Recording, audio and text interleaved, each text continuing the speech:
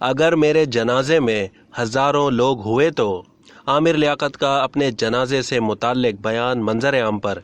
عامر لیاقت حسین کے انتقال کے بعد ان کا ایک پرانا ویڈیو کلپ سوشل میڈیا پر زیر گردش ہے، جس میں وہ اپنے جنازے سے متعلق گفتگو کر رہے ہیں۔ عامر لیاقت حسین کے اچانک انتقال نے سوشل میڈیا صارفین کو دکھی کر دیا ہے۔